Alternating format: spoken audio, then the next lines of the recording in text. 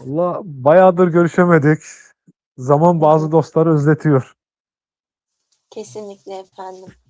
Aynı zamanda da eğitiyor, değil mi? E, tabii ki zaman en büyük öğretmen. Güzel bir şekilde değerlendirebildiğin takdirde evet, güzel bir eğitici yönü var. Tabii ki en azından e, dolu biriyle sohbet ediyoruz. Yani bir yaşayan kütüphanemiz var. Yaşayan kütüphanemizden dünyaya sesimizi ulaştırıyoruz. Bunlar kadar güzel bir şey yok. Kesinlikle efendim.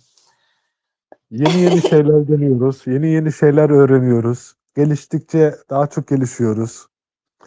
Gelişimi görmek güzel. Kesinlikle, kesinlikle. Hayatın gidişatı bu şekilde işliyor.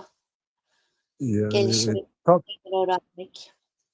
Yani tabii ki biz de öyle. Zamanla sohbetlerimiz arttıkça, dinleyenlerimiz tanıdıkça neden olmasın? Maksadımız insanları boş şeylerden biraz çekip düşünmeye, biraz nefes almaya, biraz okumaya, biraz hayattan olmaya çabalamak. Hı hı. Yani zaten önemli olan ilk adımı atmak ve sen şu an ilk adımı atmış bulunmaktasın. Beraber. Ve devamının geleceğini de düşünüyorum efendim. Her zaman ne diyorsunuz? Sürdürülebilirlik. Evet. Evet, mükemmel bir şeydir. Başarının altın anahtarı gibi bir şey. Hı hı. Bir şeyde uzmanlaşmak için sürdürülebilirlik. Devam etmek, yılmadan, durmadan, yorulsam Kes bile koşarak, ayağa kalkarak, deneyimleyerek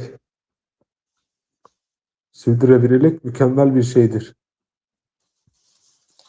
önce adım atmak, sonra sürdürülebilirlik.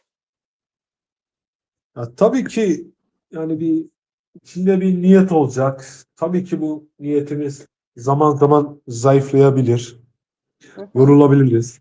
Ama yine bir süre sonra yine devam etmek gerekir yolda. Hani Kesinlikle zaten. e, yolu da sevmek lazım ya. Yani yolun kendisini de sevmek lazım. Hı hı. Yani şöyle bir şey var efendim. Bir yol var önümüzde ve her daim engebeyle karşılaşacağız ve karşılaşacağımız her engebe aslında bir sonraki engebeye daha güçlü bir şekilde ilerlememizi sağlayacak. Tabii ki Ve biz örneğin orada biz kat ederken şu an sadece bir kat etmiş oluyoruz. Aynı zamanda güç de elde etmiş oluyoruz. Buyurun efendim. örneğin şu an biz bir karar aldık. Buraya geldik. Şu an bir engebeyi açtık. Daha çok şey öğreneceğiz. Daha ilk yayınımız dostlar bu arada. Şu an kimsemiz yok ama zamanla niye olmasın? Yani bak, yeni yeni bir şeyler öğreniyoruz, gelişiyoruz. Evet. Yani Geliştikçe zaten daha mutlu oluyoruz. Bir de şöyle bir şey var. Seni de tanıdığım için ya bu zaten içimizde olan bir şey. Kitaplar konuşmak, insanlar konuşmak, gelişmek. Hani severek yapıyoruz. hı hı. Yani bir insan derler ki şöyle derler. Kişisel gelişimde şöyle bir şey vardır. Ara sıra kitap okuyan biriyim demeyeceksin. Kitap okuyan bir kimliğim var. Kimlik kazandırma çok farklı bir şeymiş. Hı hı. Yani bizim de kimliğimizde kitaplar, hayat, insanlar var zaten. O yüzden burada gelişmemiz, buraya geçmemiz bizim için de eğitici bir şey. Yeni yeni Evet. öğreniyoruz. Yeni yeni gelişiyoruz. Yani ben bu tarafı keşke yıllar önce başlasaydım diyorum. Burayı bir kütüphane olarak düşünüyorum. Belki yarın bir gün hayattan göçeceğiz. Belki yıllar sonra oturup şu muhabbetimizi dinleyeceğiz. Vay be zamana bak diyeceğiz. Neden olmasın? Güzel bir yol. Yani yolun kendisi güzel zaten.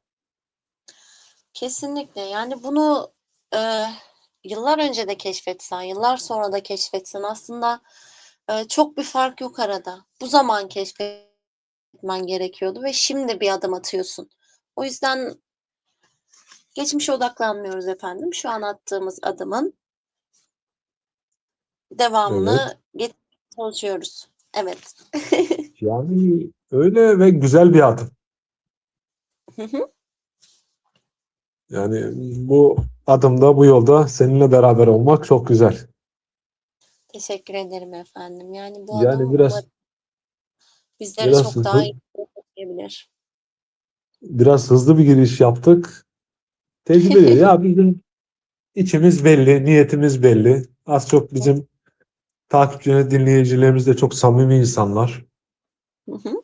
Pek böyle sevgisini göremiyoruz da yani sohbet tadında genel tarzımız bu. Maksat güzel bir şeylere vakit ayırmak ya. Benim gerçekten önem verdiğim şey şu. Bakıyorum arka planda yayınlara. Yok lastiğe top bağlama, kağıda isim yazdırma. Yani insan bir şekilde var olduğunu kanıtlamaya çalışıyor. Hı hı. Yani anormal bir şeylere takılıp ömürlerini harcamalarını istemiyorum. Çünkü ömür çok kısa. Maksat yani bir dolu olsun. Belki bir kitaptan bir insanın hayatı değişir. Belki gözüne kaçırdığı bir şeylere dokunmuş oluruz. Hı Ne hı. diyeyim? En azından bir boş bir yere vakit harcamamış olur. Bunun uğraşındayız. O kesinlikle güzel bir amaç ve umarım yani bu yolda güzel insanlarla karşılaşır ve onlara ışık tutmayı başarabilirsiniz efendim. Beraber inşallah bakalım bu yolda e, hayat bize neler getirecek. Güzel şeyler getirmesini temenni ediyorum. Yani tabii ki inşallah hayat her zaman Ve şu güzellik şekilde getirmesini. yani hayat hep bu şekilde ilerler zaten. Demleme usulü. Yani adım adım, yavaş yavaş bir takım engellerle karşılaşıp o engeli aşarak yani bu şekilde demleme usulünce ilerleyeceğiz ki o olgunluk, o farkındalık, o zaman yani doğru zaman dediğimiz tabire layık bir şekilde erişmiş olalım. Tabii ki zaten bizi hayata karşı biz yapan yaşadığımız çok iyi şeyler değil. Hı Olumsuz hı. anlardaki baş başa kaldığımız bizdir yani. Onu ne kadar geliştirebiliyoruz. Yani rahmetli İlber Hoca ile ilgili içerikler hazırlarken babasının ona altın niteliğinde bir öğüdü vardır. Hı hı. Evladım der, bir gecede her şeyini kaybedebilirsin. Malını, mülkünü, ülkeni, toprağını. Esas önemli olan seni hayatta başarılı kılacak olan zihnine neler ektiğindir. Zihnini nasıl geliştirdiğindir. Bu çok önemli bir şeydir. Ve o insan kaç dil biliyor. Yani Elizabeth'i bile İstanbul'da karşılamış bir insan. Topkapı Sarayı'ndaki görevi, onunla tarih muhabbeti. Hani bu Akir Taksim Meydanı'nda bir ara görevliyken kendisiyle bir hasbihal etmişliğimiz var. Birkaç dakikada olsa. Ne kadar güzel. Hani hatta o zaman şöyle bir kabile gibi bir şey vardı. Bunlar Türk mü falan diyorlardı. Biz önce kendi Türklüğümüze bakalım diyordu orada. Hoca hasbihal de bir tarzıyla bir istemkar şeyle önce bir kendimize bakalım diyordu. Allah rahmet eylesin. Ya onun hayatıyla ilgili içerik harcarken dediğim gibi yani biz hani sevdiğimiz için yapıyoruz. Zaten içinde olduğumuz. Kitabın hocanın kaç defa ben okudum zaten. Bir ömür nasıl yaşanır. Orada bir bakış açısından bahsediyor. Yani git gez diyor özellikle hoca ama şunu söylüyor. Hani bu gezdiğin sokakta, bu gezdiğin şehirde daha önce hangi medeniyetler vardı? Onları da öğren diyor. Hı hı. Yani boş bir gezmekten bahsetmez hoca. O şehri gezmeden önce o şehirle ilgili bir kitap oku. Bir bakalım tarihi ne söylüyor. Orada bir eski bir medeniyetten kalma bir şey görünce ne çağrıştırıyor sana? Hani bilerek gez diyor. Farkında ol. Bunu Stoacılar da çok diyordu zaten. Ne vardı? Şöyle bir kavram vardı değil mi? Kaderini sev. Evet. Budur yani. Farkında olarak yaşamak. Yani bu şey Sanırım boş boş gezmeyeceksin. Boş boş etrafa bakmayacaksın. Bir şeylere anlam yükle ki hayatın bir tadı olsun gibi bir şey. yani işte zaten bir anlam olmayınca hayattan bir tat, tuz beklemiyor insan. Yaşıyor ama yaşadığının farkında değil. Hani kuru bir ot gibi. Ben bunu kendini geliştirmeyen insanlar içinde görüyorum yani. Dedim ya, insanların bir lastiğe top bağlayışını, yok kağıda isim yazıp izlemiş. Yani onu kuru bir ot yaşantısı gibi olarak görüyorum ben gerçekten. Hani orada daha bir ince çizgi var. Görülme çabası. Yani aslında insan okudukça, geliştikçe, kendini tanıdıkça çok daha farklı bir bakıyor yoluna. Biraz da bu karanlık taraflarına ışık tutmak için buradayız dostlar. Kesinlikle efendim. Zaten bir amaca bağlanmamış olan ruh yolundan sapmaya daima müsaittir. Tabii ki şu an bir iş yerine gittiğimizde bile 4 kişi olarım. 2 kişi en azından başkasının hamurunu çekiyor yani. Hı hı. Ama kendini bilen insan öyle değildir. O orada bir dur der. O çok, çok farklı bir vizyondur. Ne mutlu onun farkında olabilenlere. Kesinlikle nerede ne yapacağını, nasıl konuşman gerektiğini biliyorsan ve o noktaya erişmişsen zaten her şey çok daha iyi bir şekilde ilerliyor. Ya her Tabii şeyden ki önce de. zaten insanlardan çok da bir şey beklememek lazım. İnsanlara karşı bir beklenti çalıştırmamak lazım. Tabii ki yani biraz yani aslında çok stoacılar böyle derler. Çok uzun planlar kurmayın der yani. Ölümle ilgili evde oturup vefat ediyorsanız çok güzel bir şeydir der yani. Çok çeşit var. Hı hı. Yolda giderken başınıza bir iş gelebilir, araba olabilir. Hani o yüzden anın tadını çıkarak hayatı yaşayın der. Yani bu her şeyini boşa harca değildir yani.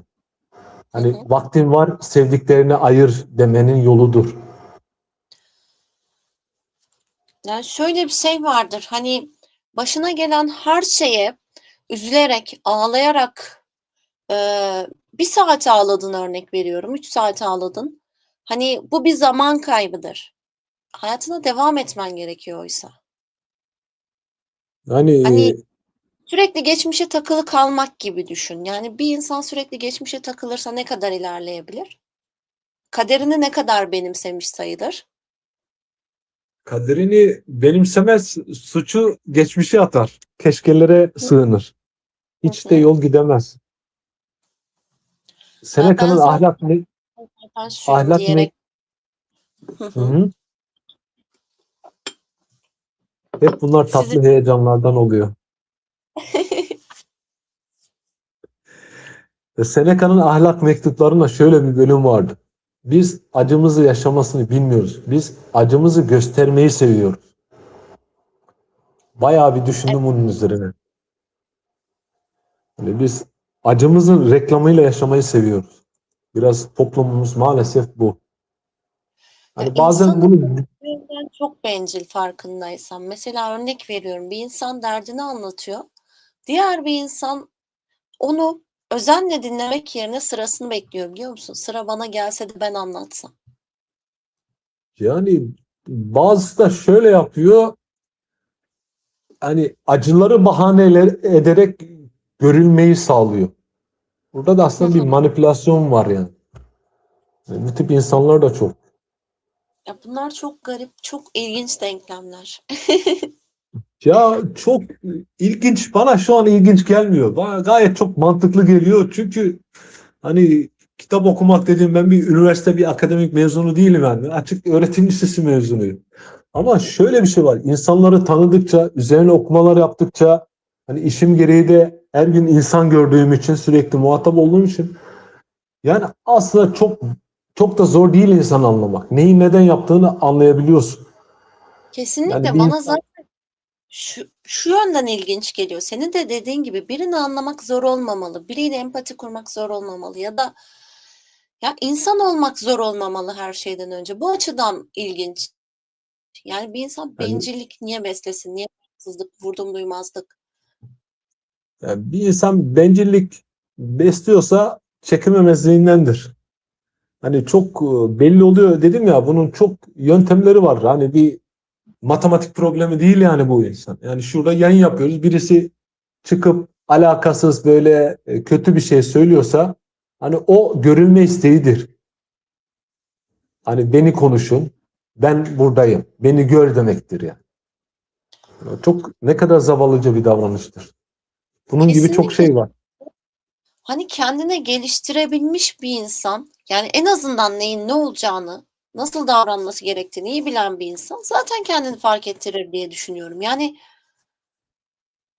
bu tarz bir eylemle değil ama çok daha güzel, çok daha net bir şekilde ifade ederek kendisini belli edebilir. Ama Bak, insanlar her farklı yollarla göz önünde bulunmaya çalışıyor.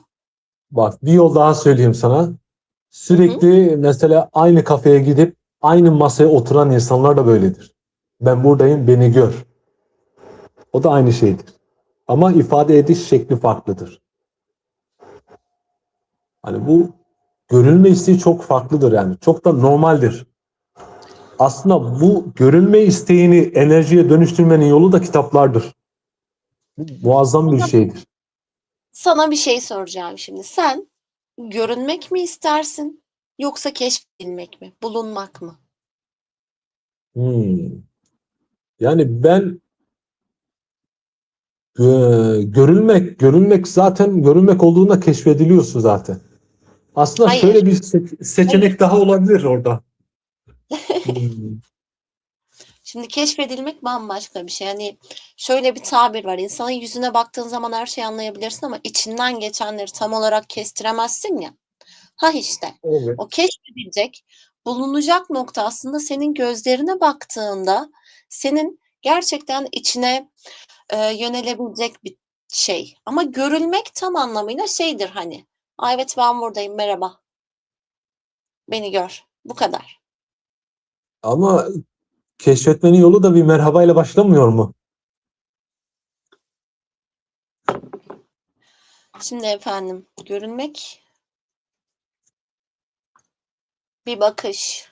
Fiziksel olarak evet hani görürsün işte uzun süre bakarsın vesaire. Onun dışında tanışma içerisine girersin ama keşiften daha bir başkadır sanki. Şöyle hani e, birinin ruhunu okumak var ya hani bir altıncı hissiyat mı dersin artık. Tek bir bakışta onun ne olduğunu anlayabilirsin ya bu bazen ön yargıyla da karıştırılır ya da tamamen sadece kendi varsayımlarından ibarettir ama bu tarz bir şey değil benim bahsettiğim. Gerçekten Evet. birini okumak o bakışta. Yani bulmak. Yani gerçekten birini bulmak, önce hemen bir önceki konuya döneyim. Keşfetmekle görmek aksine bence bir zincirin parçalarıdır. Yani birbirimizi, toplumumuzu veya birey olarak da insanları birbirine bağlayan bir parçalardır. Hı Hani hı. konuşursun, konuştukça keşfedersin, keşfettikçe daha bir derine inersin. Muazzam bir şey çıkar ortaya. Ama O zaman araya da çok ince bir çizgi var. Sağlıklı iletişim. Hani bizim eksik olduğumuz nokta şuradan kaynaklanıyor. İletişimde sağlıksız olmadığımız için çok şey aşamıyoruz. Hani hangimiz ne kadar derdimizi anlatabiliyoruz karşımızda? Hani hı tamam hı. samimiyiz. Yani samimi olduğumuz insanlara nasıl? Herkese derdimizi anlatamayız. Samimi olduğumuz insanlar ne kadar kendimizi anlatabiliyoruz? Bunun da aşmanın yolu okumaktır, kendini geliştirmektir. Yani bir kitap ne kadar şeye gebe oluyor görüyorsun. Evet. İkinci dediğin şey neydi? Burayı biraz konunun heyecanından ve ilk yayının heyecanından kaçmış olabilir.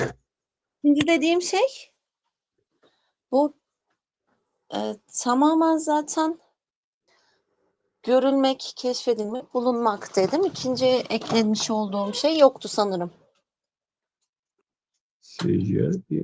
Evet yoktu. O yüzden zinciri şu şekilde tamamlayabiliriz. Bulmak, keşfetmek, sonra görmek, yani okumak. Sonrasında sağlıklı bir iletişimle birlikte o insanı tam anlamıyla artık öğrenmiş olmak. Yani aslında ondan sonra şey de başlıyor. Kendini tanıdık, sağlıklı iletişim kurduktan sonra çok farklı bir şey daha giriyor artık devreye. Empati denen muazzam bir kavram var. Kendini başkalarının yerine koymak, onun acısını, duygusunu hissetmek, onun davranışını yorumlamak. Hani ben olsam ne yapardım? Orada artı bir seçenek çıkıyor. Artı bir de şöyle bir şey var. Yani Onu şöyle anlıyorum çünkü böyle. Ve Bu orada empati senden çıkıyorsun, karşı tarafın duygusunu anımsamaya çalışıyorsun. Bu muazzam bir şey. Bak az önce keşfedilmekten bahsediyorduk. Şimdi keşfedildik, çok daha geliştik. Şimdi artık empati yapıyoruz, başkasının yerine de koyuyoruz. Gelişim muazzam bir şey. Hepsi bir zincirin parçası. bunlar birbiriyle bütün olan şeyler zaten. Bir tanesi tek başına yeterli gelen bir şey değil. Tabii ki zaten bir tanesi eksik olduğunda çok eksik oluyor. Tamam, şöyle tanıdığım var, sohbetim var. Keşif olmaz empati yoksa. Yani insansın ama bencil oluyorsun. Kırılganlığın noktaları buradan başlıyor işte. Kendini anlatamıyorsun, çıkarcı oluyorsun. Farklı şekillerde anlatmaya çalışıyorsun. Aslında Yani çok bunlar da birini e, kaybettiğin zaman, birini yitirdiğin zaman hatayı doğurmuş oluyor diyebilir miyiz? yani burada kendini geliştirmemek, tanımamanın sebepleri bunlar. Hı hı. Yani kendini çok iyi geliştiremiyorsun, çok iyi anlatamıyorsun karşı tarafa ama bunu yapan insana gerekirse sen üst yönetici ol, baskı yapıyorsun, mobbing uygulayabiliyorsun. Ben yapamıyorum, o yapıyor. O kim ki benim önüme geçecek? Yani bu tip şeyler zaten yıldırıyor insanlar. Hani o adam mesela kendinde bu eksikliği görse alt üstü her gün bir saat kitap okumaya başlar. Ne bir saat? 5 dakikadan başlasa halbuki bir yıl sonra nerelere gelir? O insanı bile çok farklı bir şekilde keşfedebilir. Yani şeyde vardı sanırım. Hı. Tanrılar Okulu. Stefano Danna'nın kitabında vardı mesela. Çok hacimli bir kitaptır. Hı Okuması hı. zor, anlaması zor değil. Derinlik isteyen bir kitap. Orada şey der. Düşmanın varsa suçlu sensin der. Çok derin bir kavramdır. Hani birini Kesin. düşman olarak görüyorsan suçlusu sensin der. Bu Yani konuda çünkü çok konuşabiliriz dostlar. ayna devreye girer. Tabii ki. Sen birine düşmanca O, bakıyorsan çünkü hı hı. düşmanca bakılmak isteniyorsun. O yüzdendir Hı hı. der. Yani Yani bazı bunlar insanlar zaten şüpheyi o yüzden barındırır. Çünkü şüphe dediğimiz şey nedir? Karşı tarafın eylemlerinden şüphe duyuyoruz mesela. Şöyle bir şey var. O eylemleri eğer sen gerçekleştiriyorsan, gerçekleştirmeye müsait bir yapıya sahipsen, karşı taraftan da aynı şeyleri yapmasını beklediğin için aslında şüpheleniyorsun, şüphe duyuyorsun. Ben aslında yapabilirim, ben yaparım, o da yapar, o da yapabilir ya diyerek kendini şüphelenmiş oluyorsun. Bu bunun da böyle. olumlu anlamları var, olumsuz anlamları da çok oluyor ya. Hı hı. Hani ben yapabiliyorum, o yapabilir ama belki o yapma heyecanı yoktur veya nasıl yapacağını bilmiyordur. Ya Hani bu her biraz açıdan değerlendirilebilir. Senin bakış açın nasıl bir doğrultudaysa karşı tarafı da o şekilde şekillendiriyorsun kendi zihninde. Mesela örnek veriyorum, karşı tarafa iyi niyetli yaklaştığın takdirde onun gerçekten iyi biri olduğuna inanıyorsun. Kötü bir niyetle tam da yaklaştın, kötüleştiriyorsun. tam da kilit burada çözülüyor işte. Oradaki çok ince çizgi niyet. O Hı hı. niyette samimiyetini gördükçe insanlar açılıyor. Sen de ona yardımcı olabiliyorsun mesela. Kesinlikle. Yani bu yanıltabilir de. Bu ayna her zaman işlemeyebilir. Yanıltabilir de. Yani Hani hatta bir tabir vardır. Hani ben seni kendim gibi sanmıştım derler mesela. çok muazzam. Müthiş. Kendim gibi sanmıştım. Hı hı. Orada inanç da çok var ya. Karşı tarafa inanç da çok var.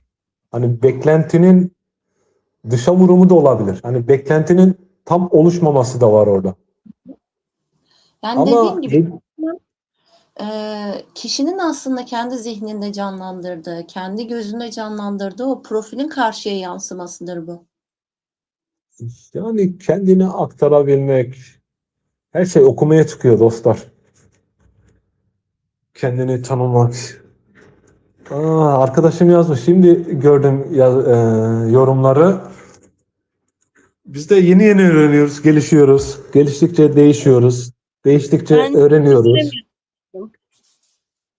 Yani arkadaşım Lord Kratos yazdı. Merhaba, iyi yayınlar. Teşekkürler kardeşim. Hoş geldin. Sohbetimize, muhabbetimize, gecemize, samimiyetimize hoş geldin. Selam olsun Yani Rize'ye. hoş Hani geldiniz. Dediğim gibi ben çok dediğim, göremediğim için buradan evet. ben de göremediğim için önümde tablet vardı. Oradan şu an gördüm. Sayfayı yeniledim. Ya öğreniyoruz bunları ya. Maksat samimiyetle vakit geçirmek. Burada Ben sohbet ediyorum ya. uygulamada olduğum için birebir senin yayınının olduğu chat'i göremiyorum şu an. Şu an orayı ben de göremiyorum. Ben de şuradan önümdeki tabletten başka hesabına girip oradan görüyorum ya arkadaşım. Bazen kaçıyorlar. Hoş bulduk diyor. Tamam. Çok eski arkadaşımdır. Bak okumak dedin de bak arkadaşıma bağlayayım. Ben açık öğretim serüvenimde arkadaşımı tanıdım. Ben mesleğe yazıldım Rize'de. Hani ilk arkadaşımdır Şeref. Yani hala arkadaşımdır. Hala gider yani. Samimiyetimiz çok vardı. Ama orada Bu bak bir bütünleşme vardı. Bir oluşum vardı. Ben mesela bilgisayardan anlardım. Elektrik tesisattan anlamazdım yani. Bilgisayar bölümünde elektrik tesisatı yapıyorduk. Kapı zili yapıyorduk yani. Yani düşün. Yani bak oradaki samimiyet önemli yani. Hala arkadaşımla görüşürüm. Çok günlerimiz vardı. Çok şey anlatacak çok şeyler biriktirmişizdir. Yani bunlar dediğim gibi biraz iletişimde samimiyetin önemi çok farklıdır. evet ve önemli olan zaten böylesi güzel dostluklar edinebilmek. Bu Yani samimiyeti böyle bir yakalamak. samimiyetimiz olduğu için seninle bu sohbeti yapmamız çok önemliydi. Yani İlk adımımızı attık bakalım hayırlısıyla. Belki de yıllar içerisinde ne sohbetler biriktireceğiz, ne yolumuzda insanlarla tanışacağız. Yani dediğim gibi bizim burası yaşayan kütüphane. Bunun bu versiyonu da çok etkili şu anda. Evet efendim, bu kütüphaneye benden de bir kitap bıraktığınız için sizlere teşekkür etmek istiyorum. Hemen bu arada bizim yardımcı yapay zekanın sürekli dediği gibi burada şeytanın avukatlığını yapmak istiyorum efendim. O kitabın ismi ne olurdu? O kitabın ismi. Evet, buradan bir kitap bırakmak istiyorum dediniz ya. O kitap ne olurdu? Şu an sorunca bir yaratıcı bir isme sahip olmasını istediğim için biraz düşünüyorum. Ne yazık ki insanlar böyle. Böyle ön plana çıkmak için güzel ve yaratıcı, farklı, enteresan ne gelebilir diye düşünüyor aklına da. Ve bunu söyleyen ince insanlar da var. Diş. Ya mesela nedir hayatta seni en çok etkileyen kitap? Beni en çok etkileyen kitap Yani bir kütüphaneye bir kitap bırakıp yıllarca anılmak istediğinde o kitap ne olurdu? kendi yazdığım kitap olurdu. Onun dışında Onun dışında hiçbir kitabı ayırt edebileceğimi düşünmüyorum. Çünkü her kitabın bir yaşanmışlığa ait olduğunu düşünüyorum. O yüzden hiçbirini ayırt edemem. Hepsinin orada bir yeri olsun isterim. Yani hepsi gözümün önünde olsun isterim ki hepsini de tek tek böyle baktığım zaman o içindeki yaşanmışlığı hissedebilirim. Ya unutmam. Böyle garip sen bir şey ama sen şu an kütüphaneye bir iz bırakmak istiyorsun. Yaşanmışlığını aktarmak istiyorsun yani. hı hı. O zaman o kitabı okumak istiyoruz. Ne zaman bitiyor? Eee, ne zaman biteceğine dair hiçbir fikrim yok. Ama ilerleyiş aşamasındayım diyebilirim. Yani olduğum noktadan ileriye doğru adım attım. Ne Fazlasıyla adım güzel. attım. Fazlasıyla. Bu demek sonu yakındır. Demek ilk kitap senden geliyor bizim kütüphaneye. Tam anlamıyla sona yakın değil ama kısa sürede tamamlamaya çalışıyorum efendim. Bakalım Mükemmel. zaman neler gösterir. Yani burada bir dönüşüm var. Düşüncenin esere dönüşmesi ve iz bırakması. Öyle bir şey var benim. Demlenmem gerekiyor bir de. Bak Evet, arkadaşım çok gerçekleri güzel bir söz yazdı Lord Kratos. Sen olmadıkça sen seni bulamazsın. Kesinlikle. Yani bu yazım aşaması aslında kendini bulma gayesi olmuyor mu? Yani sen yazarken aslında kendini söylüyorsun. Evet. Evet, çoğu yazar aslında kendisiyle konuşabilmek için başlamıştır. Mesela o an gün içerisinde yaşadığı bir öfkeyi yazarak atlatmıştır. İşte zihnindeki karmaşayı yazarak susturmuştur ve bir şekilde bunlar bütün hale gelip bir kitap haline gelmiştir. Dediğim gibi hani her kitapta bir yaşanmışlık vardır. Her kitap aslında zihinden geçen o düşüncelerin yazıya aktarılmış halidir. Tabii ki hatta bu kitap sesli okuma ile ilgili şöyle bir şey duymuştum. Tam toparlamaya çalışıyorum da. Hı hı. Sesli okudukça insan kendi sesini daha çok severmiş. Kendiyle konuşmayı, kendini ifade etmeyi daha çok seviyormuş. Hani kendi sesine alışkın oluyormuş. Evet.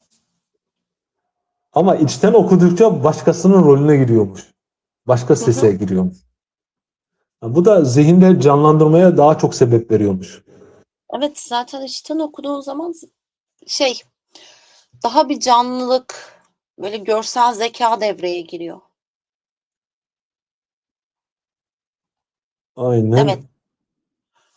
içten okuduğun zaman tam olarak görsel zekaya adapte oluyorsun. Ama sesli bir şekilde okuduğun zaman sanki böyle karşında 3-5 kişi varmış ve sesini duyurmaya çalışıyormuşçasına.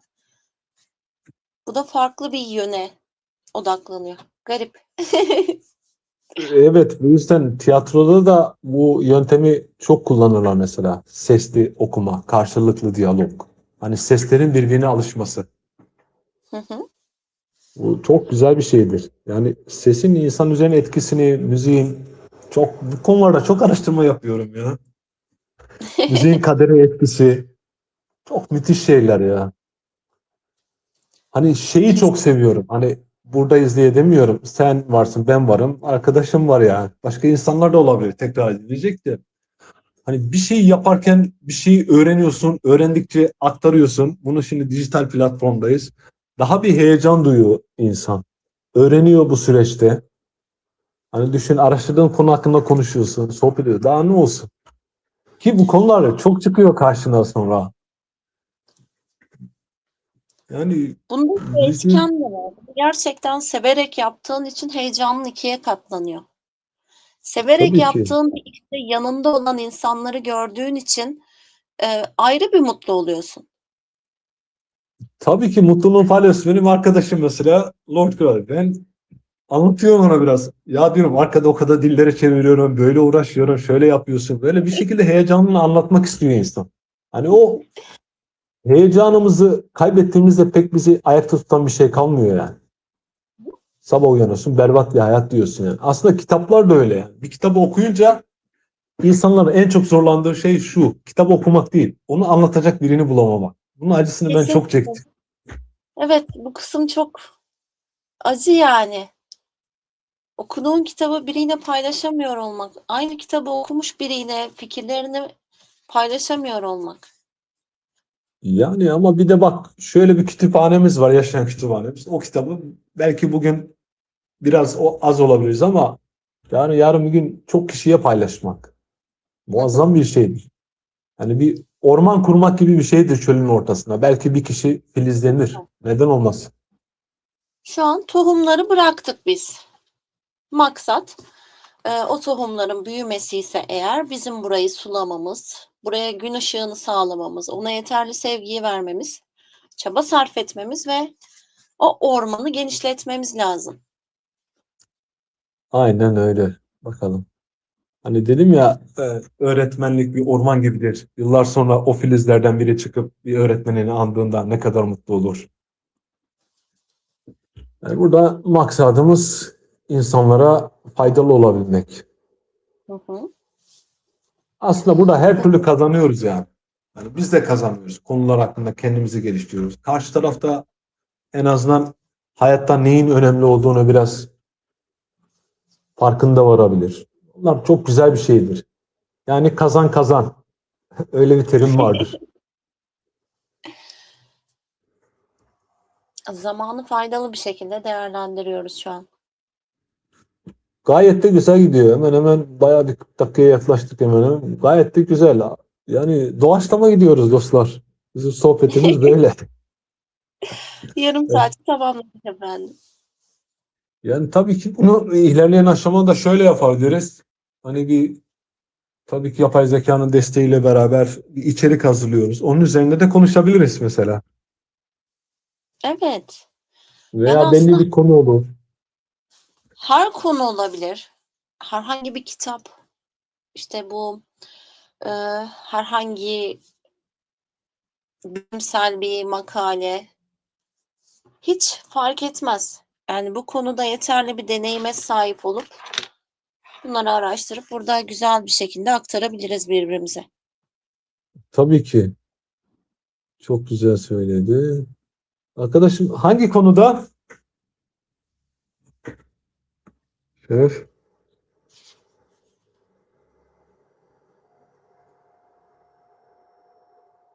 Yani ilk yayında 3 kişimiz izledi. Güzel. Valla dediğim gibi samimiyet önemli. Hı hı.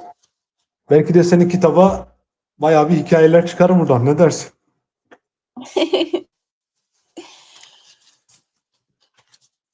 Tam olarak konusu ne? Hani tam içeriği vermeden. Hani neyi hedefledin değil de neyi gözünde canlandırdın? Ya bu kitap tam anlamıyla bir yaşanmışlık zaten. Hani ama biraz yeraltı edebiyatına kayacak türden otobiyografik bir şey olacak. Yeraltı edebiyatı. Evet. Yeraltı edebiyatı dedi değil mi? Muazzam.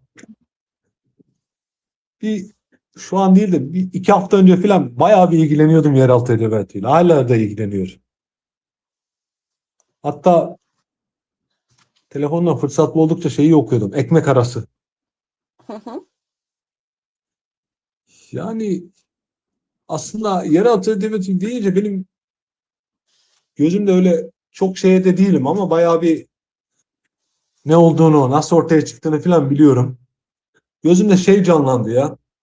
Bu Amerika'daki Afro-Amerikanlar tabiri uyar mı bilmiyorum da Afrikalı vatandaşların birbiriyle tutumu.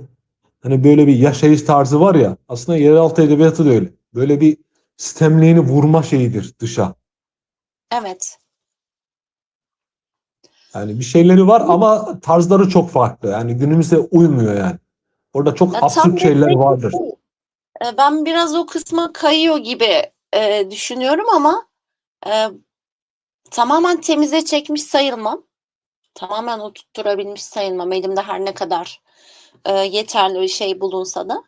Bu düz edebiyat klasik bir şeye de evrilebilir. Her an yeraltı da olabilir. Ya, Yani e, bence kısmi hı, olarak kapsayabilir. Yoksa yeraltı çok farklıdır. Şimdi dinleyenimiz çoğunluğu anlamaz da yer altında absürt şeyler çoktur. hı hı. Yani en azından işte yazarın ismi gelmiyor da orada vardır. Diğer dinlediğim insanlarda da vardır. Yeraltı edebiyatında bizde eksiklik de çoktur mesela. Amerikalılar çok iyi yeraltı yazar mesela. Her ülke yazamaz. Bu şey mesela Hakan Günday epey absürt bu konuda. Yani Hakan Günday aynen. Dinme ve Kinme de öyleydi sanırım. Yeraltı mı sayılır? Pek sayılmıyordu sanırım. hı hı. Bayağı birisi vardı yine YouTube'da. Bayağı bir adamı dinliyordum ya. Bayağı bilgiler de edinmiştim. Yeraltı falan. Abi dedim kimler var falan fıstık. Ya oralardan çok çıkıyor. Şey de mesela yeraltı edebiyatıdır ya. Filmi vardı. Şeref çok iyi bilir. Döviz Kulübü. O da mesela çok iyi bir yeraltı edebiyatıdır. Ya farklı Bak, şeyler yapmaya çalışacağım efendim. Bakalım. Zaman bana ne gösterecek bilmiyorum. Ama zamanı elimden geldiğince kısa tutmaya çalışıyorum. yani Yani bugün şimdi hı, onları ektik dedik güzel. Yani orada da mesela şimdi o film gözümde canlandı da aslında kitabını okumak lazım. hı Çok hı. farklı şeyler var orada ya. Orada bir manipülasyon var, insanları böyle bir yönlendirme var, sisteme bir başkaldırı var. Ondan sonra uç hayaller var, sıra dışı yaşantı var. Hani düzgün olmayan bir yaşantı var orada. Orada cinsel faktörü kullanıyor. Orada boş yerlerde sığıyor. Çok şey ya, çok derindir. Aslında tam bir yeraltı türünü anlatır orası. Hı Biraz hı. modifiye edilmiş haliyle. Daha kötüdür yani. Hani o ekmek arasını yazan, şimdi ismi gelmiyor da, hayatı içkiyle falan geçmiş bir insan ya. İçki, kadınlar böyle, ama adamın sözleri hep aforizma yani, her filmde var. Ya hayatın bir takım gerçekleri bunlardan ibaret zaten. Tabii ki. Ne yazmış? Hani insanları tanıdıkça yalnızlığının değerini daha iyi anlıyor. Oo, insanları tanıdıkça yalnızlığının değerini daha iyi anlıyor. Yalnızlığı İşte tercihen kullanan insanlar gerçekten o yalnızlığı nasıl değerlendireceğini çok iyi biliyor zaten.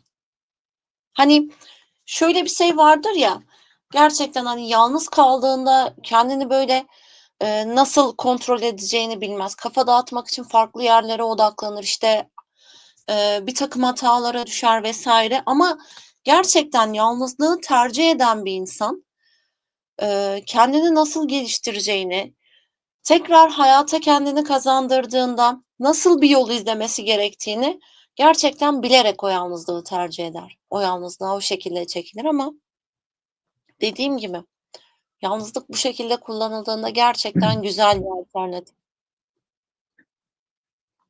Güzel dostum bir seni geçim. yan dostum seni yalnızlığa iten ne? Diğer insanlarda soyutlaştıran. Bence çok açık bir sebebi var ama bir de kendisinden duyalım efendim. Ki zaten Siyaset cümlesinde abi. belirtmiş. İnsanların kimliği açığa çıktıkça, gerçek yüzlerini gördükçe. Yani şuradan hemen notumu alayım. Bunun bir incelemesini yapacağız, o kitabın. O yeraltı edebiyatıydı. Bende şu an var zaten o kitap şu an elimde. Çok görmüş. Ne anlatıyor? Nasıl bir girişi var? Hı Tarzı hı. nasıl? Dediğim gibi zaten yeraltı edebiyatı. Ama tam yeraltı edebiyatı diye saymıyordu bazıları ya.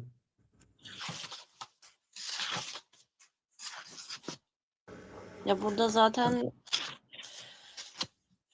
kitap kitap ayrılıyor. Birinci kitap Kinyas, Kayra ve Hayat olarak geçiyor. İkinci kitap Kayra'nın yolunu anlatıyor. Üçüncü kitap Kinyas'ın yolunu anlatıyor. Aynen.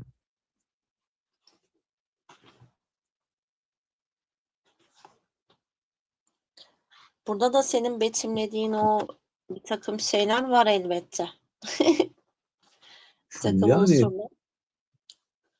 ya, acaba o unsurları gerçekten içinde olduklarım için ekliyorlar. Sadece bu yeraltı edebiyatı ile ilgili demiyorum. Bazen ben mesela bir tane Çinlinin kitabını okuyorum. Orada da var mesela. Hı hı. Yani gerçekten öyle demek istediğim için mi ekliyor acaba, biraz pazarlama amaçlı mı ekliyorlar mesela? Bazen kitabın durağan noktalarında bir yükseliş yakalamak zorunda ya. Hı hı. Hani ve bu yükseliş biraz ilgi çekici olmak zorunda. İnsanların ilgisini çekecek bir nokta olmak zorunda. Evet. Haliyle biraz da hani bunu yapmak zorunda. Bunu okunabilir kılmak için. Yani biraz yani yazar kendinden ödün veriyor değil mi? Belli noktalarda evet bunu yapıyorlar. Ben bunu hissediyorum bazen, diyorum. Ben mi böyle düşünüyorum dedim. Ne şanslıyım ki böyle şeyler seninle de konuşabiliyorum. Hı Yani hı. yazar orada aslında kitabın tutması için, yani istemediği halde dış şeyleri ekliyor yani. Bu Evet. işte Ben faydalanıyor. orada kopukluk oluyor. Bunu ben hissediyorum mesela.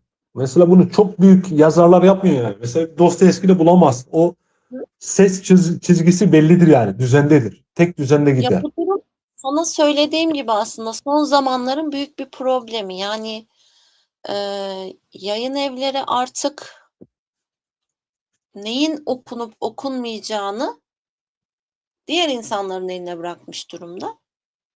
O şekilde yönlendiriyorlar.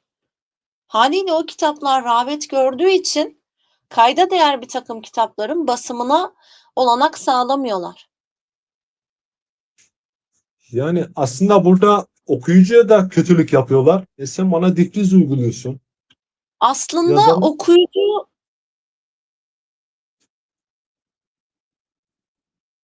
Hı hı. talep etmiş olduğu şey zaten bu olduğu için yazarlar da bu doğrultuda ilerleyerek kitaplar bastırıyorlar. Ya ben Hmm. bu şekilde yön değiştirmiş çok insan tanıyorum. Hani örnek veriyorum, adam klasik bir şekilde ilerliyor. Yani net bir roman hani şeklinde ilerlemek istiyor ama sonra bakıyor ki işte basılmayacak, edilmeyecek. Hani bunlar okunmuyor zaten diyerek yol çevirip mesela gençlik romanına adapte oluyor. Farklı kurgulara, fantastik vesaire bu tarz şeylere yöneliyor. Dediğim gibi aslında yayın evlerini de okuyucu yönlendiriyor. Yani okuyucu Yani kendine bir yöneticilik yapmış oluyor diyebiliriz. Yani burada şimdi anlıyorum, biraz empati yapıyorum geçim kaygısından dolayı. Son dönemde olabilir. Ama çok eski eserler yoktur mesela. Bir Tolstoy'da falan böyle bir şey yoktur yani. Yani onlar da yazar kimliği çok farklıdır mesela. Ben onu çok seviyorum. Hani bu adamın bana ne vereceğini ben biliyorum yani. Araya çok içinden gelmeyen o geçişi iyi uygulayamayan bir konudan bahsetmiyor mesela. Hani Tolstoy bahseder Paris'in yapısından, Notre Dame'ın çatısından 30 sayfa 40 sayfa bahseder yani. O onda zaten normaldir. Çok severler oralar. Ama yok bilmem nerenin şu karasından bilmem ne konudan bundan hani orada bir geçişte kopma oluyor yani. Bunu anlıyor insan. O da insanın moralini bozuyor yani. Orada da tam bir sansür gibi görüyorum. Hem okuyucuya hem yazara. Sen yazarı da pranga vurmuş oluyorsun o sırada mesela. Ben onu hissettiğimde soğuyorum biraz kitaplardan. Arkadaşım yazmış. Dünya bir bataklıktı ve ben en dibe batmıştım. Ama komik olan ne biliyor musun? Boğuluyordum çünkü zaten çamurdan yapılmıştı. Ben batanın en dibe batmışım. Biraz bu kadercilik değil mi ya? Kaderine razı olma. Yanlış mıyım? İhtiyacın nerede? Seste mi kopukluk var? Herhalde bir işim mi var?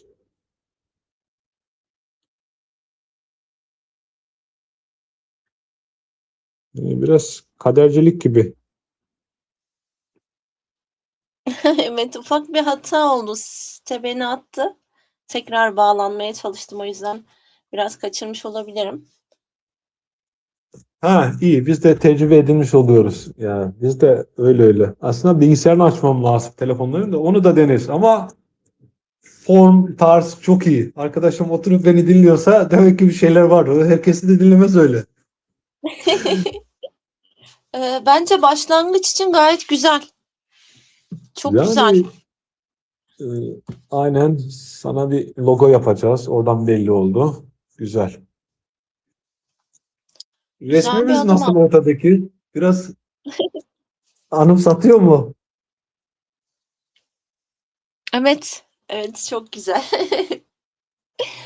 Yani şu an kitaplar, konu, e, diyalog üstüne bir de kahve tam bir ortak noktamız. Yani böyle Şimdi ben arkadaşım bak bir şey yazdı. Ekranda sabitledim. Ben de diyorum ki, bu biraz kadercilik değil mi yani? Kaderine çok çabuk razı gelmek gibi. Bataklıktayım çünkü dünya bataklık demek gibi. kitaptan alıntı oluyor. Yani kitaptan alıntı ama şimdi şöyle düşünüyorum bak sindirmiş, benimsemiş. Hani bir şey gördüğü için paylaşmak istemiş. Hani ben tamamen o aforizma ile ilgili konuşuyorum. Hani yazar da böyle düşünmüş olabilir. Ya aslında biraz da bu yeraltı edebiyatı şeye vurur ya, böyle biraz ajitasyon yapmayı da seviyor. Hani biz çok kötü değiliz. Ha tamam, ben senin için okurum. Biz çok kötü değiliz ama hayat kötü der gibi. Sadece yayından koptu. Bir tekrar davet atalım. Demek yorumlarda sorun oluyor. Teşekkür ederim kardeşim. Sen beğendiysen gelişeceğiz. Daha devam. Çok işimiz var. Şu yayından atıyormuş. Nasıl gidiyor sohbet tarzımız? Yine bunları daha çok sık yaparız. Artık diğer platformdan değil de bu platforma önem vereceğiz. Hemen gel şuraya. Evet, şu an geliyor mu sesim? Evet evet. Şu an gayet hızlı bir geri dönüş yapıyoruz. Artık öğrendik diyoruz ya, öğreniyoruz.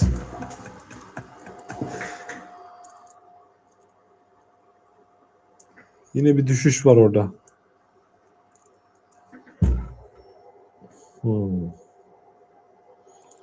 Bir şey de var. Hatlardan da olabilir, internetten de olabilir. Onu evdeyken daha iyi yapacağız.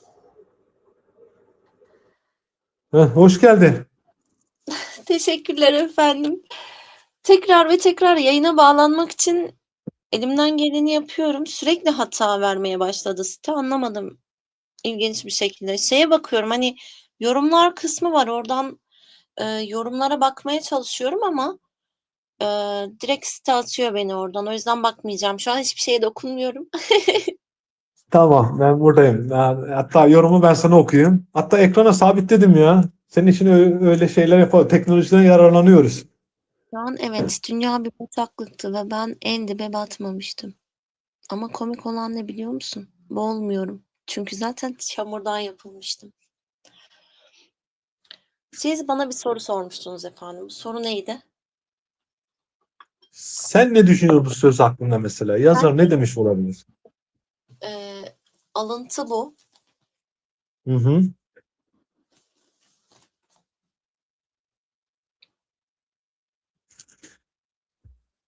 Yani Hı. bunu yazarken adam sence biraz distopyayı sevmiyor mu yani? Dünyayı sırf bir bataklık olarak görmüyor mu biraz? Orada demek istediği şey dünya bir bataklıktı ve ben en dibe batmamıştım. Hani dünya aslında kendini içine Batmıştım. çekmeye çalışıyor ama ben ona kapılmıyorum demek istemiş olabilir. Batmıştım. Batmamıştım dese keşke. Bir umut olurdu. Batmamıştım yazıyor. Batmıştım yazıyor. Ben de mi yanlış görüyorum? En dibe Sabitlenen batmıştım. yazıda batmamıştım yazıyor. Ben de batmıştım diye okuyorum şu an.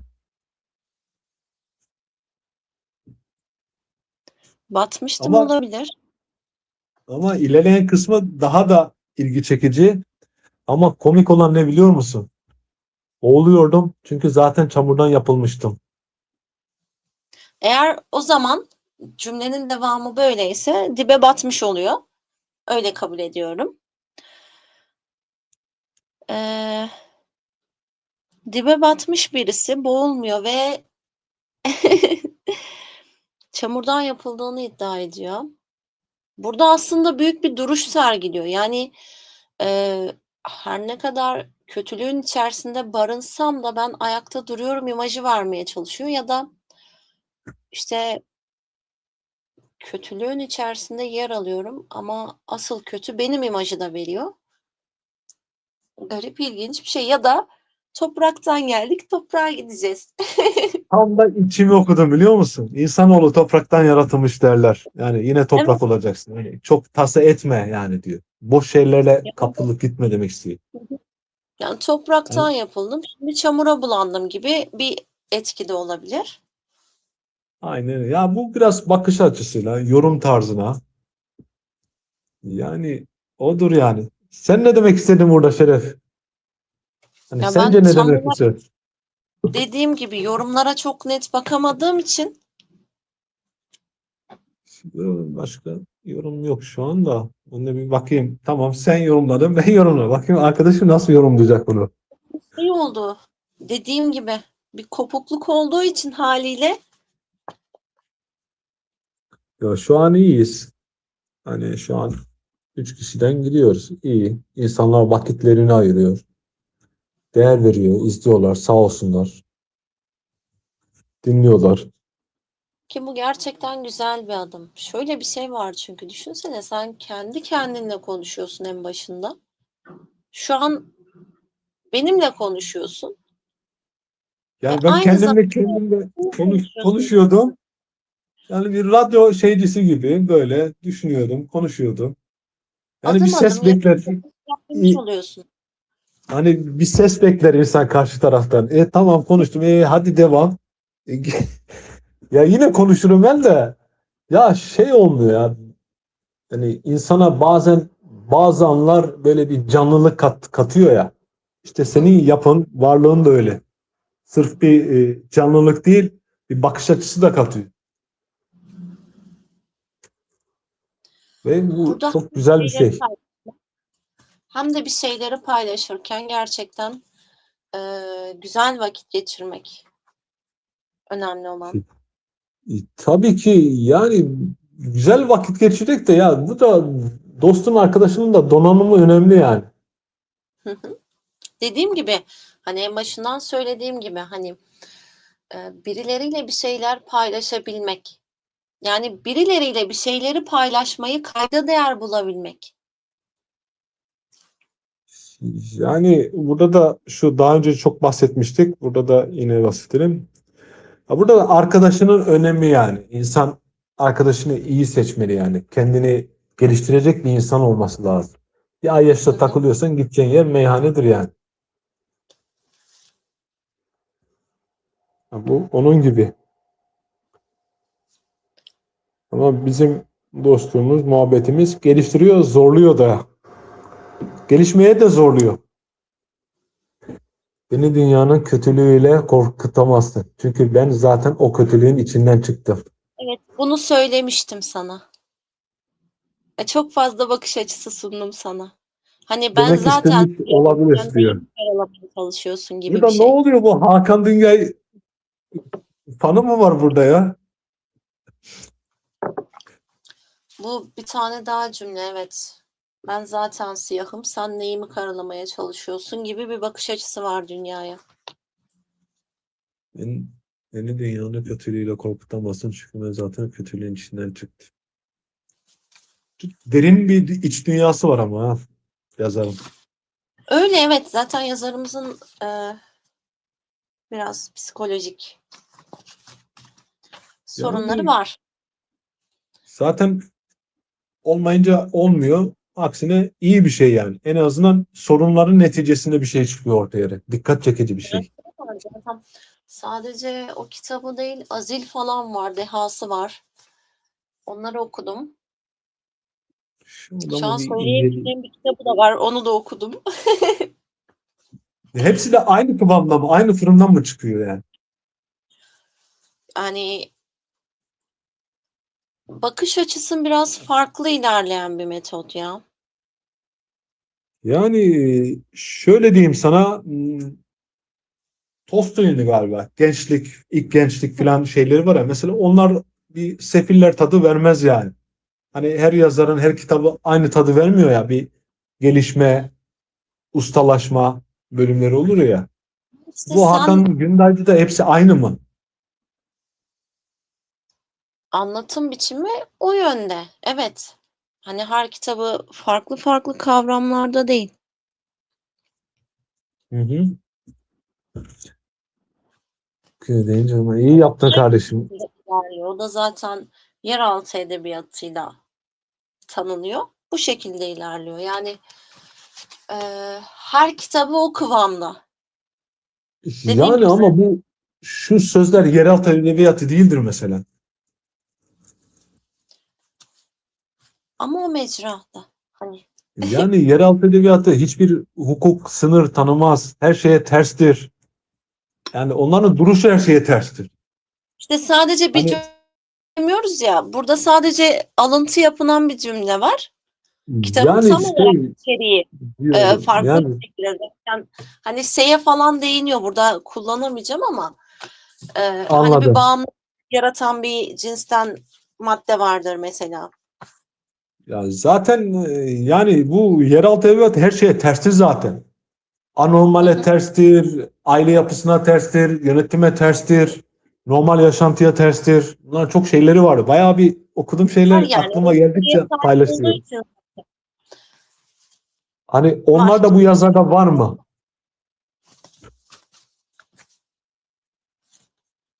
Haydi Hakan Günday. Yani çünkü Hakan Günday'a tam bir yeraltı demiyorlardı biraz. O yüzden dedim. Kiyas ve Kayra öyle ama diğer kitapları belki geçerli sayılmayabilir. Azil falan konusunda evet Azil geçerli sayılmaz. Yani E, vay be ilk yayınımıza bak. Yeraltı edebiyat. Üf, güzel. Ama sarsıcıdır onlar ya. Bazen çok farklı geliyor insana. Yani. hı hı. Ne oluyor dışarısı hareketli. Yine de her kitaba ön yargıyla yaklaşmamak gerekiyor efendim. Dediğim gibi çünkü bir yaşantı barındırıyor olabilir. Alman Yok, gereken bir ders sana sunuyor olabilir. yok. Ön yargı değil. Hani yeraltı edebiyatı gerçekten bir tarz olduğu için, edebiyat tarzı olduğu için diyorum. Hani bir tür olduğu için. Tarz demeyeyim sana, tür. Bir Hı hı. edebiyat türü olur. Bazıları kabul etmiyor. Bazıları etmişler. Ki böyle çok üstad insanlar var. Ki bunlar film bile yapıyor. Milyonlar satıyorlar. Bunların en önde geleni zaten Dövüş Kulübü. Hı hı. Yani tür var da onun da bir standartları vardır. Hani o yüzden dedim. Yani bunun standartı nedir? Her şeye karşı çıkar bunlar. Ahlak, mahlak hiçbir şey yoktur bunlarda. Aile yapısı filan. Hani kitabın türü budur. Hani kitabın türü budur. Yani şimdi daha gerisini söylemeyeyim yani. Neyi öne çıkarttıkları filan. Bunlar da o, bu, şu çok gider yani. Biliyorum orayı. Hani Evet, biliyorum. bizimki biraz vicdanlı mı davranmış yoksa kısmi mi takılmış onu soruyordum. Yerine göre yani kitabına göre bazen ahlak çerçevesinin dışarısında, bazen içerisinde. Hani hepsini aynı kitaba koymuyor değil mi? Kısmi olarak. Yok, dediğim gibi hani bir kitabında bu Evet. kadar şey sarsıcı ya da işte bu ahlaki değerlerin üstüne çıkan Yani boyutuma sahip eklemeler değil. yapıyor, denemeler yapıyor. Belki de tamamen yeraltı edebiyatı yazabilir. Ama yeraltı edebiyatı yazacak adam da biraz maddiyatı iyi olması lazım. Hani çünkü türü sevenler çok az. Evet. Hani popüler kültür, dünya klasiğine falan hiç bahsetmiyorum da çok ters çünkü. Yani onun kitle farklıdır.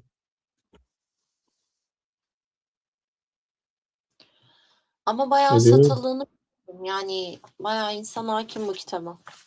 Kiyas ve Kayra'ya özellikle. Diğer kitapları çok tanınmasa da Kiyas ve Kayra biliniyor efendim. O biliniyor. Şurada şu söz bana hiç yabancı gelmiyor da. Şimdi gelir herhalde ekrana. Babanın vurduğu yerler açıyordu. Babamın vurduğu yerler acıyordu. Ama asıl acıyan ruhumun derinliklerindeki o görünmez yerlerdi. Yabancı gelmiyor bana ya. Alıntı bu da efendim. Hangisinden sen yardımcı ol bana bari. Biraz düşünün.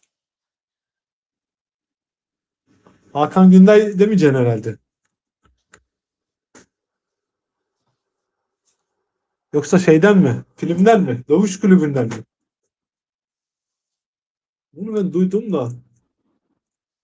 Kardeşim senin bu kadar aforizma sevdiğini de bilmiyordum ha bu arada.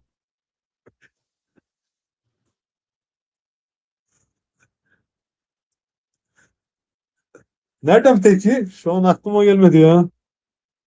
Şu an biraz şaşkınlık içindeyim. Oradan güzel. Kaç yıldır tanışıyorsunuz? Kaç yılın? Ha, ekmek arası. Tamam, onu bitirmedim daha ya. Onu bitireceğim. Kaç yıl oldu? 10 küsür falan oradan. Kaç yıl oldu Şeref? 20 yıl var mı? Ya bu kadar şaşırmaman gerekiyordu. 20 yıldır tanımış olduğum bir insan. Ya kardeşim seviyor öyle aforizmalar, güzel sözleri de. Böyle yeraltı edebiyatından ne bileyim böyle motivasyon şeyleri sever. Sporcu sözleri.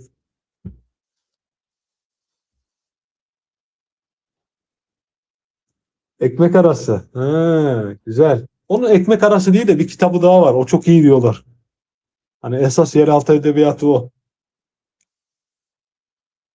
Kaç yıl vardır Şeref bizim seninle bir 20 yıl vardır ya. Askere bile aynı zamanda gittik.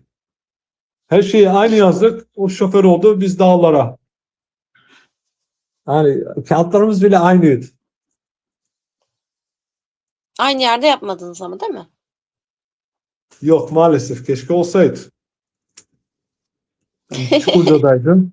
En alt Hı en hı. sağ en sağ nokta. Gerçi zihnen de sağlamdım. Ne olacak ya?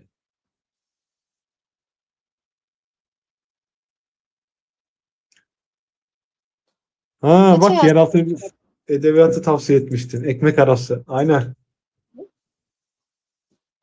Ben sana onu çok sesli oku diye de şey yapmadım değil mi? Kanka biraz ters yani uyarıda bulundum değil mi sana? Yeraltı edebiyatı ile ilgili.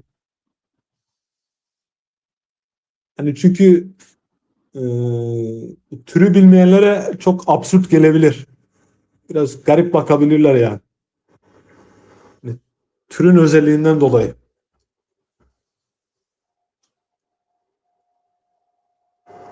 Bak uyarımı da yapmışım aynen. Hatırlıyorum. Gidiyorum oraya ya. Daha 2 gün önce bir gittim kafa dinlemeye. Güzel. Oradan ekmek arası oradan okunur mu? Yok ekmek arası orada okunmaz ya. Ya düşünsene şöyle bir gözünde canlandır. Bizim yapay zeka hep öyle diyor. Boğaz'dasın, altında Haliç, sol tarafında Boğaz, özgürlük, okyanus. Üst tarafında, ön tarafında Unkapanı, Topkapı, binlerce yıllık geçmiş tarih. Arkanda Galata'nın şanlı tarihi. Ta Cenevizlere kadar uzanan Galata Kulesi'nin ihtişamı. Sağında Piyarlatı Tepesi. Eyüp'ün dingin sessizliği, ahengi. Düşün o ortamda böyle 360 derece bakınca böyle bir şey oluyor. Daha çok şeyler yazarım da. Yani sence ekmek arası gider mi orada?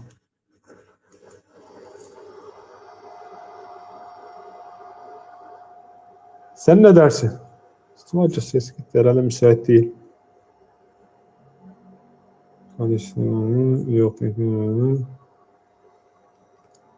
22 yıl olmuş. Vay be. Yayından mı düştü? Gelir şimdi ya. Hani şu an biraz işi var.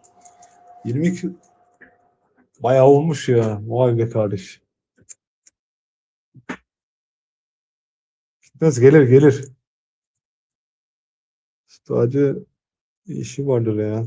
Gelir şu an. Nasıl format Şeref? İyi mi? Artık sohbetlerimizi bu tarafa taşıyacağız.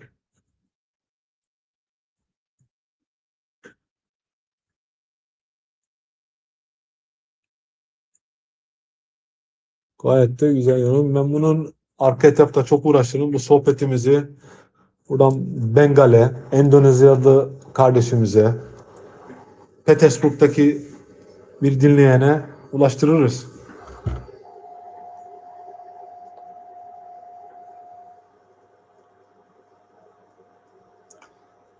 Tamam.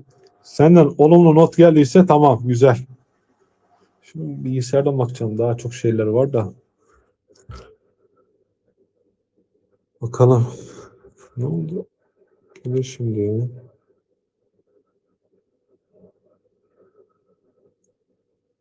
Yani evet o da orada gözüküyor. Ben de burada. Orada gözüküyorsa tamam sıkıntı yok. Gelir şimdi. Sen ne okuyorsun bu aralar Şeref? Ekmek arasını mı okuyorsun?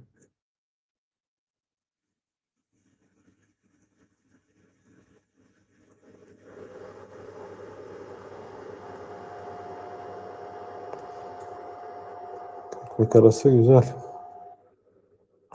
Bukowski ha? O adamın sözleri de çok fena oldu ya. Lan Bukowski'nin aslında biyografisi yapılır ya. Niye olmasın? Bizim tarzda çok iyi. Bukowski'nin bir biyografisini hazırlarız ya.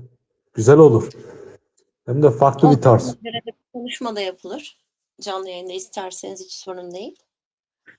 Ya onun için biraz daha pişmemiz lazım. Bukowski o şey tarzlara falan biraz ya konuşurum sohbet olarak konuşuruz güzel de hani Pişeriz. o, Sıkıntı yok. o, o türle ilgili çok şey var yani. Hani Hı, türün özellikleri biraz sıra dışı o yüzden.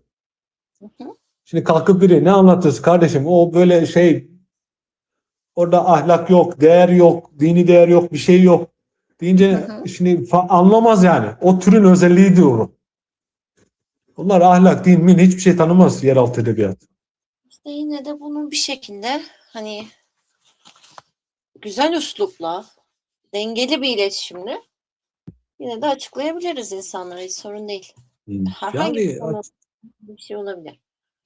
biz buraya gelirken ne demiştik? Sana bir Hı. şey yazmıştım. Bizim kitaplığı Nişantaşı'na taşıyoruz dedik. Burada yine biraz anlarlar, öbür tarafta hiç anlamazlar. Burası e, daha entelektüel demiştin. Yani bu sözü de şeyden dedim Şeref. Şimdi beni biliyorsun çalıştığım yeri. Mahalle sıkıntı. Sabah geliyorum özellikle pazara. Bak bu sabah giderken yoldaki resimleri çekeceğim. Diyeceksiniz burası neresi diyeceğim. Hani bu belediyenin, kurumların şeyliğinden değil ya. Hani mahallenin kültürü o. Balkondan at aşağıya çöpü. Onu at, bunu at. Hani böyle bir çöp kutusuna atma gibi bir şey yok yani. O pisliği çekeceğim yani. Buradan çıkıyorum. Hatta Şeref'e de bahsetmiştim geçen. Ben gidiyorum İstiklal'e daha iyi, daha şey, ferah. Bir gidiyorsun Nişantaşı'na. Çok farklı bir dünya. Yani bir Avrupa'ya gitmiş gibi görüyorsun. Yollar sakin, insanlar daha şey, çok şey yapmıyor, düzgün. Bir tane çöp göremezsin, bir şey yapamazsın. Yani şimdi yere çöp atan bile insan orada böyle bu şeyi görünce o bir kalıba giriyor. Aslında toplum da insanı dönüştürür.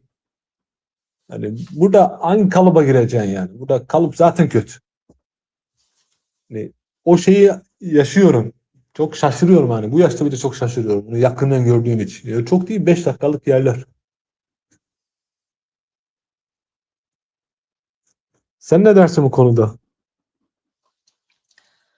Efendim, iyi şeyler hissedebilmenin tadına varabilmek için işte o kötü hissettirebilecek bir takım şeylerle az buçuk aşina olmanız gerekiyor. Aşırı neşir olmanız gerekiyor. Bu yüzden hani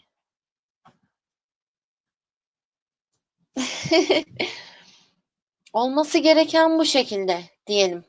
Hani orayı kötüleştiren insanlar olmasaydı, burayı güzelleştiren insanların farkına varamayacaktın. Bu açıdan değerlendir. Yani Viktor Frankl'dı galiba. Onunla yine Hı, çalışırken bu herhalde kamplarda kalıyordu. Yani orada kamplarla ilgili çok şey yazmıştı. İnsanın anlam arayışıyla ilgili. hı, Şöyle bir hı, şey vardı.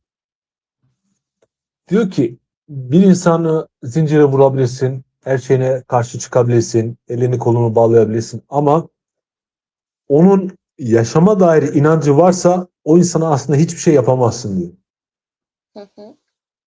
Yani bir insanın insanlığa dair, hayata dair bir umudu varsa insanı insan yapan odur yani. Buradaki duruş, şeyin duruşu değil, öbür tarafın değil. Ama şöyle de bir şey var. İşte bugün geçerken mahalleciye selam vermesi, yarın bir gün su alırsın. Hani o kavrama mecburen muhatap oluyorsun ya. Hani bu da şuna benzer. Bataklıkta geziyorsan üstünü temiz pat bekleme yani. Bulaşır. Hı hı. Hani yaşadığın yer kaderini belirler kardeşim. Çok doğru söyledin.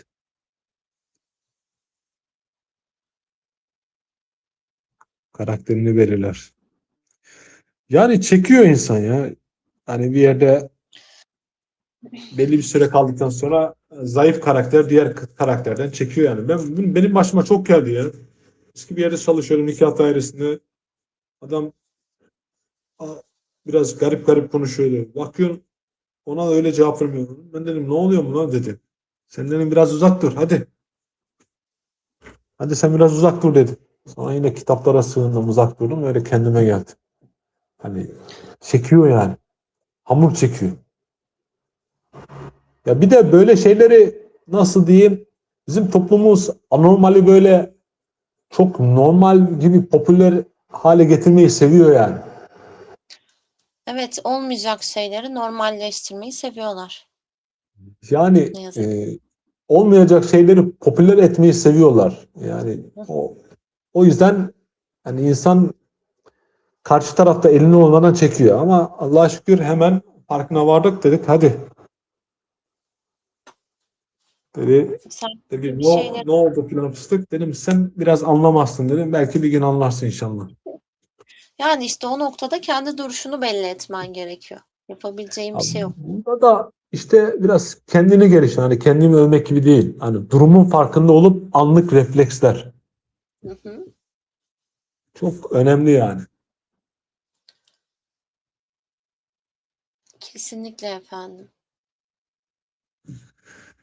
Demek ki sen kitap yazıyorsun, Beyza yazıyor. Nisa bir ara bitirir. Abisinden bilgisayar alabilirse. Bakalım neler Siz ne neler. zaman siz ne zaman yazacaksınız efendim? Ya kalem bana çıkar mı bir kült yapım? Ya diyorsunuz ki demleniyorum, demleniyorum efendim. En son 6 ay olması gerekiyor örnek veriyorum. Hani 6 Yani ayda demlenmiş olmanız gerekiyor. Yeteri kadar. demleniyorum. Yani modern çağa da ayak uyduruyorum. Beraber gelişiyor. Ya efendim bir 6 ay daha demlenmeyi düşünmüyorsunuzdur umarım. Yani bakalım şu memlekete bir gidip geleyim. Böyle bir doğayla baş başa kalayım. Stoacılar gibi böyle biraz doğa felsefesi yapayım. Evet. Tabii Evet efendim. tabiat fısıldar kulağıma. Hani ama biraz da dediğim gibi bu yazma işleri biraz da yazarak oluyor ya hani. Evet düşünüyorsunuz ama her düşüncenizi sayfaya aktarma gibi bir şeyiniz yok. Mesela sen o an düşündüğün şeyleri sayfaya aktarmaya çalışacaksın ama sayfada düşündüğün gibi görünmeyecek. Yani Ama zihninde ben durduğu gibi sayfada durmayacak. bazı şeyler de duruyor zihninde çok eskiden mesela yani. Sen olmadıkça Zihninizde sen seni bulamazsın gibi şeyler çok var. zihninde duruyor zaten. Sayfaya o şekilde aktaramayacaksın diyorum. Bu yüzden senin biraz da yazma çalışmaları yapman gerekiyor ki demlemeyi biraz o yönde geliştir. Biraz o yolda demlen. Hı. Yani samsa olmam lazım. Dönüşüm. Hani yazdıkça dönüşmek, gelişmek. Ne oldu? Seste sorun var. Gelir. Evet efendim. Şimdi e, Teşekkür ederim kardeşim. Allah'a emanet. dediğim gibi düşünürüz ve düşünürüz. Aslında düşünmek çok daha kolay bir eylem ya. Ama Evet. o düşünceler sayfaya geçtiğinde işler biraz zorlaşacak. Çünkü ne olacak biliyor musun? Senin önceden kurgulamış olduğun şey, mesela 2 gün önce kurguladın, 3 gün sonra yazmaya başlıyorsun.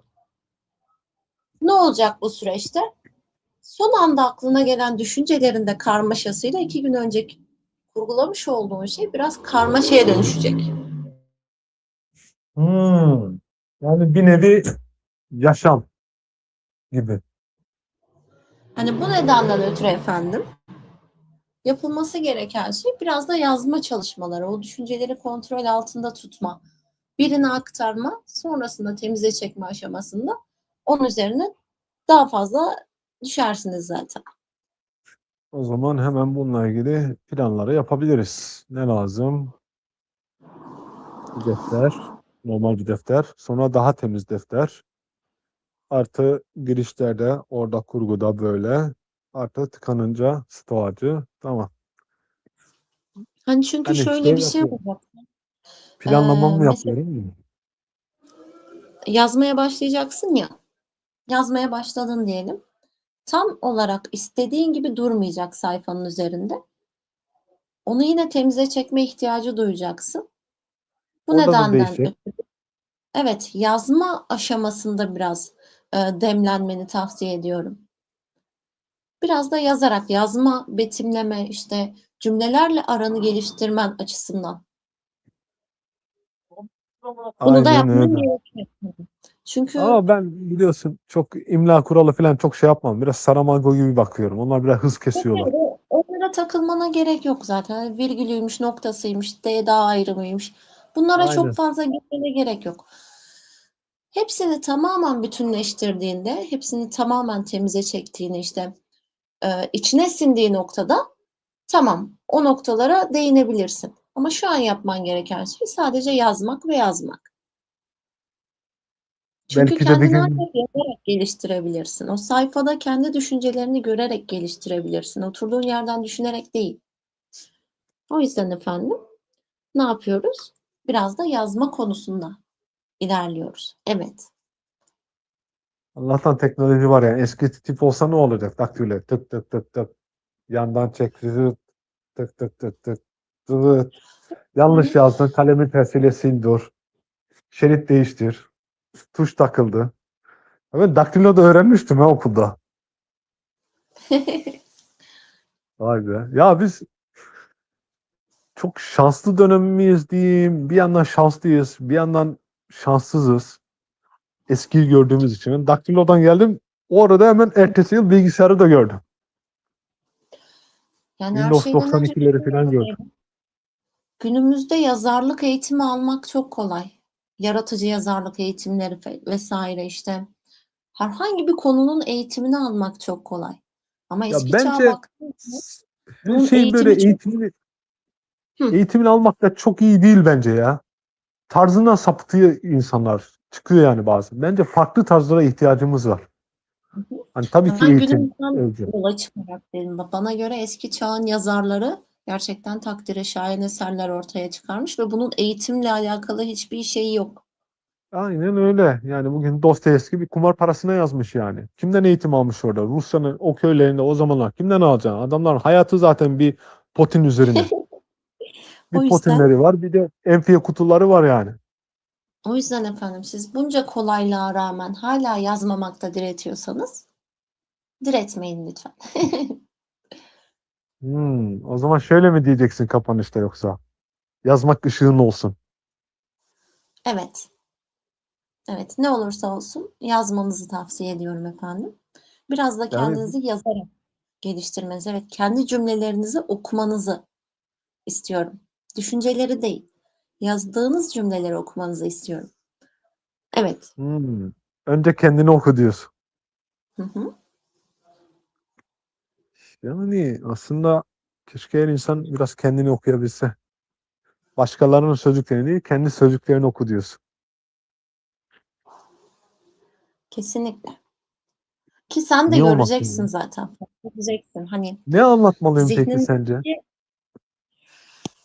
eee, kendi hayatını aktarabilirsin sen de. Bir kurguya dökebilirsin onu. Yani biraz Geçen bunu biraz gizleyerek, gizleyerek. geçene biraz konuştum bizim kaptanla, yardımcıyla. Hı hı. Yani dedi nereden filan fıstık? O diyor buradan şuradan.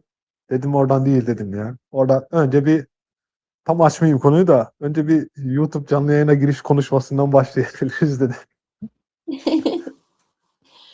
Yani dediğim gibi hani bu tamamen senin elinde. Kendi hayatını gerçekten farklı bir karakter üzerinden biraz da gizleyerek, biraz heyecan katarak, biraz acındırarak hiç fark etmez. Nasıl bir yol izleyeceğin sana kalmış bu şekilde aktarabilirsin. O çok gerçekçiliğini yazamam çünkü bayağı bir anlattım bu karakterler sıkıntıya sokar beni normal hayatta. Hani şey anlamında demiyorum sana. Tabii Hı. ki öbür şeyler farklı da duygusal anlamda da sıkıntıya sokar. Yani bunların bir dönüşü oluyor yani. Olduğu gibi de dökebilirsin. Hiç fark etmez. Ben sadece eğer yazımını kolaylaştıracaksa bunu farklı bir karakter üzerinden aktarabilirsin. Ama eğer Hmm. gerçeklik ön Ya planda peki olsun, duyguyu bi- hissetsinler, bizzat bütün benden bu duysunlar. olayları bağlamayı nasıl başaracağız? Taslaklar halinde işte önce bir taslak belirlemen gerekiyor.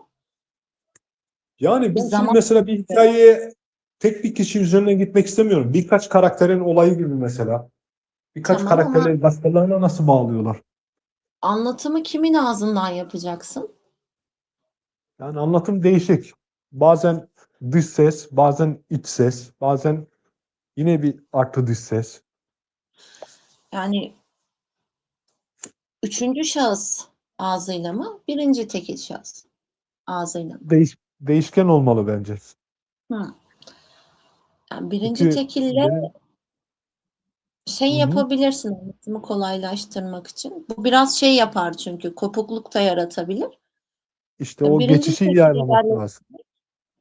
yani bir anı olabilir, bir mektup olabilir, bir günlük tutuyordur örnek veriyorum. Günlüğe aktarıyordur vesaire tarzında kolaylaştırabilirsin. Öte yandan dış bakış açısıyla değerlendirirsek üçüncü kişiyle Hı hı. Yani bir bakacağız. En azından deneriz. Oraya, buraya. ya bunu kendinin gözlemlemesi Eee, daha mantıklı ki zaten üçüncü şahıs ağzıyla anlatım biraz zordur. Biraz seni zorlayabilir. Yani Ama imkansız değil peki efendim. Bunu bir başarabilirsiniz. insan bir insanın böyle bir şeyler hakkında kendi düşüncesini anlatmak onu sıkıntıya sokar mı mesela? Eleştirisel olarak. Bunun ne olduğu çok önemli. Aynen. O yüzden onu Bunun ne ben de olduğu çok düşünüyorum. önemli. Zaten yayında bahsetmiştim. Çoğu yazarın mesela örnek veriyorum. Eee, siyasi bir görüş olmasa da, dini bir görüş olmasa da yasaklanmış bir takım kitapları bulunmakta. Ya hep de öyle adamlar büyük oluyor ama ha. Sırf Dikkat ettiysen. düşüncesel açıdan. Ama şöyle bir şey de var. O dönemin getirdiği bir şey bu. Hani o dönemde aktarılmayacak bir şeyi aktarıyor örnek veriyorum. Bu onun için bir sebep. Bunda Yani çağın bununla da ilgili sana hani diyorum ya böyle şeyler, içerikler hazırlıyorum. Bir okur bir kare için ben de öğreniyorum diye. Tam nokta atışı bir isim vereyim sana. Dan Brown. Da Vinci evet. çifresinde bütün ortalığı karıştırıyor birbirine yani. Hristiyanlığı oralara buralara. Yani Ya, o da çok iyi kesinlikle. bir örnektir. Hem okumak hem yazmak. İkisini bir arada götürmek. Biraz Adam demlenmek. o zamanın senatosuna, o zamanın Hristiyan dünyasına şey yapmış yani. Bu zamanda olsa ne olur acaba sosyal medya? Neler neler yaparlar adama. Kitapları da çok iyi ama.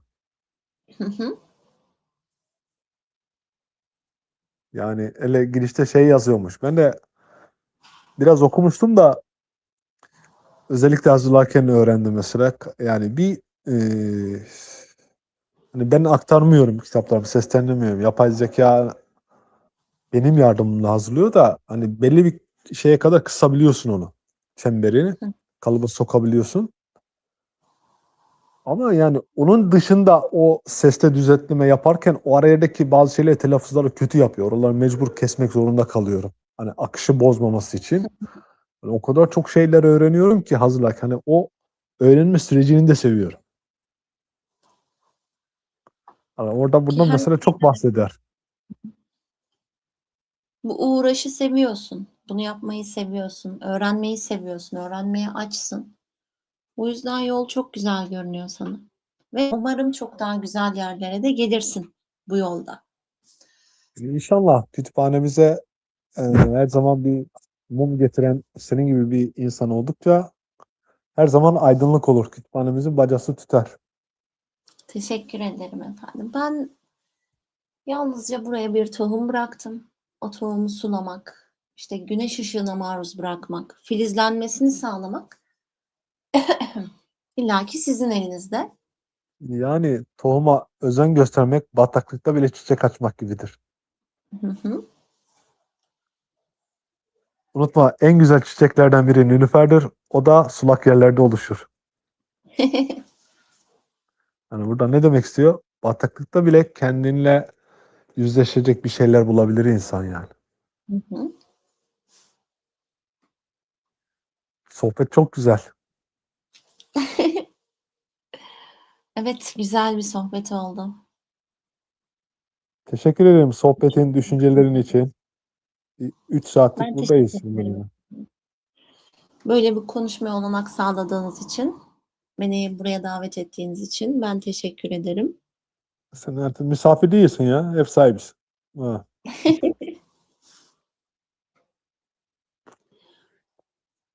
O zaman ne diyelim? Görüşmek ümidiyle. Evet, görüşmek dileğiyle. Kendinize çok iyi bakın. Gülümsemeyi asla unutmayın. Başarılarınızın devamını dilerim efendim. Teşekkür ederim. Evet dostlar, bir okur bir kare yaşayan kütüphane. Kitaplar burada ölmez.